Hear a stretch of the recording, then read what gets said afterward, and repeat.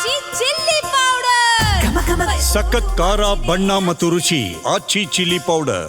ನಿರೀಕ್ಷಿತ reality show big boss season 12ರ grand ಫಿನಾಲೆಗೆ ಇದೀಗ ಕ್ಷಣಗಣನೆ ಆರಂಭ ಆಗಿದೆ.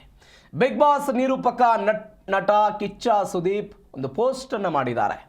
ಇದು ಅದ್ಭುತ ಸೀಸನ್ ಆಗಿತ್ತು, ವೀಕ್ಷಕರಿಗೆ ತಂಡಕ್ಕೆ ಧನ್ಯವಾದ ಅಂತ ನಟ ಕಿಚ್ಚ ಸುದೀಪ್ ಅವರ ಪೋಸ್ಟ್ ಇದೊಂದು ಅದ್ಭುತವಾದಂಥ ಸೀಸನ್ ಆಗಿತ್ತು, ವೀಕ್ಷಕರಿಗೆ ತಂಡಕ್ಕೆ ಧನ್ಯವಾದ ಅಂದಿದ್ದಾರೆ ಕಿಚ್ಚ ಸುದೀಪ್. ಬಿಗ್ ಬಾಸ್ ನಿರೂಪಕ ನಟ ಕಿಚ್ಚ ಸುದೀಪ್ ಮಾಡಿರೋ ಪೋಸ್ಟ್ ಇದು. ಅದ್ಭುತವಾದಂತಹ ಸೀಸನ್ ಆಗಿತ್ತಿದು, ವೀಕ್ಷಕರಿಗೆ ಮತ್ತು ಇಡೀ ತಂಡಕ್ಕೆ ಧನ್ಯವಾದಗಳನ್ನು ಸಮರ್ಪಿಸಿದ್ದಾರೆ. ಸೂರ್ಯಾಸ್ತದ ಹೊತ್ತಿಗೆ ಸೀಸನ್ 12 ಮುಕ್ತಾಯ ಆಗುತ್ತೆ. ಇದೊಂದು ಅದ್ಭುತ ಸೀಸನ್ ಆಗಿತ್ತು ಅಂತ ನಟ ಟ್ವೀಟ್ ಮಾಡಿರೋದು. ಬೆಂಬಲಕ್ಕಾಗಿ ವೀಕ್ಷಕರಿಗೆ ನನ್ನ ಹೃತ್ಪೂರ್ವಕ ಧನ್ಯವಾದ, ನೀವೆಲ್ಲರೂ ಇಲ್ಲದೇ ಇದ್ದರೆ ಬಿಗ್ ಬಾಸ್ ಇಲ್ಲ ಅಂತ ಅವರು ಪೋಸ್ಟ್ ಹಾಕಿರೋದು. ಎಲ್ಲ ಸ್ಪರ್ಧಿಗಳಿಗೆ ಅಭಿನಂದನೆಗಳು, ಸೀಸನ್ ವಿಜೇತರಿಗೆ ನನ್ನ ಹೃದಯಪೂರ್ವಕ ಅಭಿನಂದನೆ ಅಂತ ಕಿಚ್ಚ ಸುದೀಪ್ ಹೇಳಿದ್ದಾರೆ. ಈ ಅದ್ಭುತ ಯಶಸ್ವಿಗೆ ಕಾರಣರಾದ ಇಡೀ ತಾಂತ್ರಿಕ ತಂಡಕ್ಕೂ ಕೂಡ ಅಭಿನಂದನೆಗಳನ್ನು ಕಿಚ್ಚ ಸುದೀಪ್ ಸಲ್ಲಿಸಿರೋದು.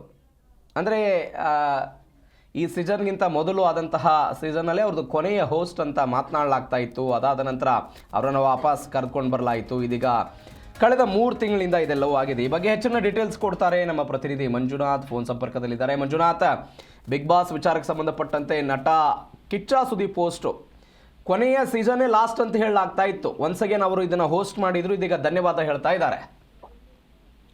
ಖಂಡಿತವಾಗೂ ಪ್ರವೀಣ್, ಬಿಗ್ ಬಾಸ್ ಸೀಸನ್ 12 ಸಿಕ್ಕಾಪಟ್ಟೆ ಪ್ರಚಾರ ಗಿಟ್ಸ್ಕೊಳ್ಳುವಂತ ಕೆಲಸ ಆಗ್ತಾ ಇದೆ. ಇಡೀ ಕರ್ನಾಟಕದ ಜನತೆ ಇವತ್ತಿನ ದಿನಕ್ಕಾಗಿ ಕುಳಿತಿರುವಂತ ಕೆಲಸ ಕೂಡ ಆಗ್ತಾ ಇದೆ. ಒಂದಷ್ಟು ಕಡೆ ಅಶ್ವಿನಿನೇ ವಿನ್ ಆಗಿದ್ದಾರೆ ಎನ್ನುವಂತ ಘಟನೆ ನಿಟ್ಟಿನಲ್ಲಿ ಒಂದ್ ಕಡೆ ಪ್ರಚಾರ ಆಗ್ತಾ ಇದ್ರೆ, ಮತ್ತೊಂದು ಕಡೆ ಗಿಲ್ಲಿ ನಟ ಹಾಸ್ಯ ಒಂದು ಮೂಲಕವಾಗಿ ಇಡೀ ಒಂದು ಬಿಗ್ ಬಾಸ್ ಮನೆಯಲ್ಲಿ ನಕ್ಕು ನಗಿಸಿ ಎಲ್ಲಾ ಒಂದು ಭಾಗದಲ್ಲೂ ಕೂಡ ಒಳ್ಳೆ ಪರ್ಫಾರ್ಮೆನ್ಸ್ ಮಾಡ್ಕೊಂಡ್ ಬಂದಿದ್ದಾರೆ ಎನ್ನುವಂತ ನಿಟ್ಟಿನಲ್ಲಿ ಗಿಲ್ಲಿ ಪರವೂ ಕೂಡ ಬಹುತೇಕ ಜನ ಓಟನ್ನ ಹಾಕುವಂತ ಕೆಲಸ ಆಗ್ತಾ ಇದೆ. ಇನ್ನು ಉಳಿದಂತ ಟಾಪ್ 6 ರಕ್ಷಿತಾ ಆಗ್ಬೋದು, ಮ್ಯೂಟೆಂಟ್ ರಘು ಆಗ್ಬೋದು, ಕಾವ್ಯ ಆಗ್ಬೋದು, ಧನುಷ್ ಆಗ್ಬೋದು, ಎಲ್ಲರ ಪರವಾಗೂ ಕೂಡ ಸಿಕ್ಕಾಪಟ್ಟೆ ಜೋರಾದಂತ ಚರ್ಚೆ ಕೂಡ ಆಗ್ತಾ ಇದೆ.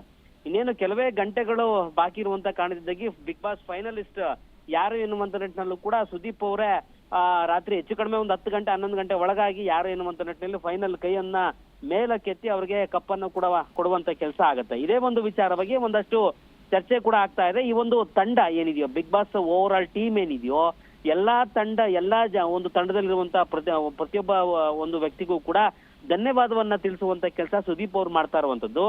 ಈಗಾಗಲೇ ಈ ಒಂದು ಸಂಬಂಧಪಟ್ಟಾಗೆ ಸೋಷಿಯಲ್ ಮೀಡಿಯಾದಲ್ಲಿ ಪೋಸ್ಟ್ ಅನ್ನ ಹಾಕುವ ಮೂಲಕವಾಗಿ ಧನ್ಯವಾದವನ್ನ ತಿಳಿಸುವಂತ ಕೆಲಸ ಆಗಿದೆ. ಸೂರ್ಯಾಸ್ತದ ಹೊತ್ತಿಗೆ ಬಿಗ್ ಬಾಸ್ ಸೀಸನ್ 12 ಮುಕ್ತಾಯವಾಗಲಿದೆ. ಇದೊಂದು ಅದ್ಭುತ ಸೀಸನ್ ಎನ್ನುವಂತ ನಿಟ್ಟಿನಲ್ಲಿ ಕಿಚ್ಚ ಪೋಸ್ಟ್ ಅನ್ನ ಹಾಕುವಂತ ಕೆಲಸ ಆಗಿದೆ.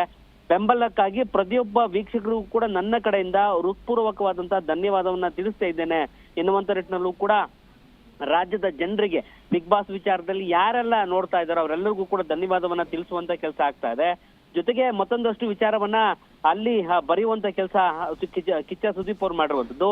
ಎಲ್ಲಾ ಸ್ಪರ್ಧಿಗಳಿಗೆ ಹೃತ್ಪೂರ್ವಕವಾದಂತ ಅಭಿನಂದನೆಗಳನ್ನ ಸಲ್ಲಿಸ್ತಿದ್ದೇನೆ. ಸೀಸನ್ ನ ವಿಜೇತರಿಗೆ ನನ್ನ ಹೃತ್ಪೂರ್ವದ ಅಂದ್ರೆ ಅವರು ಆಶಯವನ್ನ ವ್ಯಕ್ತಪಡಿಸುವಂತದ್ರ ಜೊತೆಗೆ ಈ ಅದ್ಭುತವಾದಂತ ಯಶಸ್ಸಿಗೆ ಕಾರಣ ಆಗಿರುವಂತಹ ಇಡೀ ತಾಂತ್ರಿಕ ತಂಡಕ್ಕೆ ಅಭಿನಂದನೆಗಳನ್ನ ಸಲ್ಲಿಸುವಂತ ಕೆಲಸ ಮಾಡ್ತಿದ್ದೇನೆ ಎನ್ನುವಂತ ನಿಟ್ಟಿನಲ್ಲಿ ಪೋಸ್ಟ್ ಅನ್ನ ಹಾಕುವ ಮೂಲಕವಾಗಿ ಇನ್ನೇನು ಕೆಲವೇ ಗಂಟೆಗಳಲ್ಲಿ ಅಧಿಕೃತವಾದಂತ ಒಂದು ಘೋಷಣೆ ಬಾಕಿ ಇರುವಂತದ್ದಷ್ಟೇ.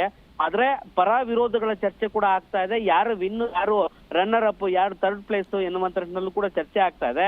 ಅಧಿಕೃತವಾಗಿ 10-11 ಗಂಟೆ ಒಂದು ಸಮಯಕ್ಕಾಗಿ ರಾಜ್ಯದ ಜನ ಕಾದು ಕುಳಿತಿರುವಂತ ಕೆಲಸ ಸದ್ಯಕ್ಕಂತೂ ಆಗ್ತಾ ಇದೆ. ಅದು ಈ ಒಂದು ಕ್ಷಣಕ್ಕಾಗಿ ನಾವು ಕೂಡ ಅಂದ್ರೆ ಜನರು ಏನು ಅಭಿಪ್ರಾಯಗಳು ಕೂಡ ವ್ಯಕ್ತಪಡಿಸುವಂತ ಕೆಲಸ ಆಗ್ತಾ ಇದೆಯೋ, ಗಿಲ್ಲಿನೇ ವಿನ್ ಆಗ್ಬೇಕು ಎನ್ನುವಂತಲ್ಲೂ ಕೂಡ ಒಂದಷ್ಟು ಅಂದ್ರೆ ಹೆಚ್ಚಿನ ರೂಪದಲ್ಲಿ ಬೆಂಗಳೂರಿನಲ್ಲಿರುವಂತ ಒಂದಷ್ಟು ಜನರನ್ನ ನಾವು ಕೂಡ ಅಭಿಪ್ರಾಯವನ್ನ ಕೇಳುವಂತ ಸಂದರ್ಭದಲ್ಲಿ ಗಿಲ್ಲಿ ಕೂಡ ವಿಚಾರ ಕೇಳಿ ಬರ್ತಾ ಇರುವಂತದ್ದು, ಗಿಲ್ಲಿ ವಿನ್ ಆಗಿದ್ದಾರೆ ಎನ್ನುವಂತ ನಿಟ್ಟಿನಲ್ಲಿ.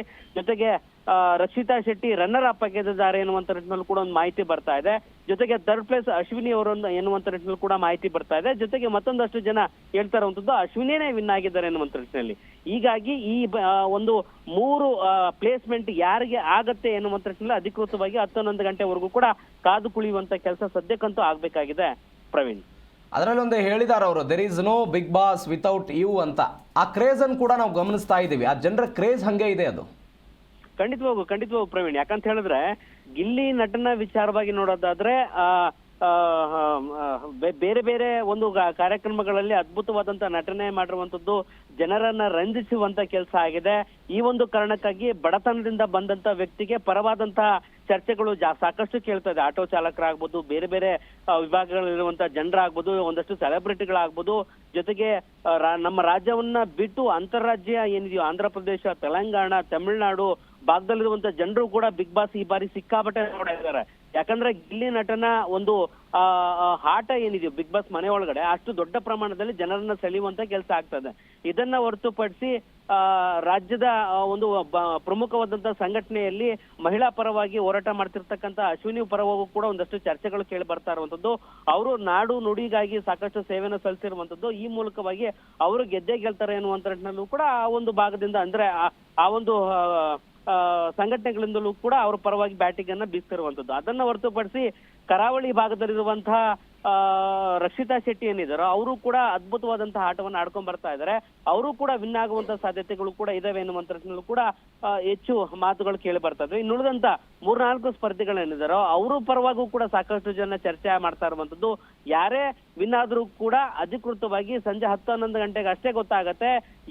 ಅಂದ್ರೆ ಸುದೀಪ್ ಅವ್ರ ಪೋಸ್ಟ್ ಕೂಡ ಇದೇ ರೀತಿಯಾದಂತಹ ಒಂದು ವ್ಯವಸ್ಥಿತವಾದಂತಹ ಪೋಸ್ಟ್ ಅನ್ನ ಹಾಕಿರುವಂತದ್ದು.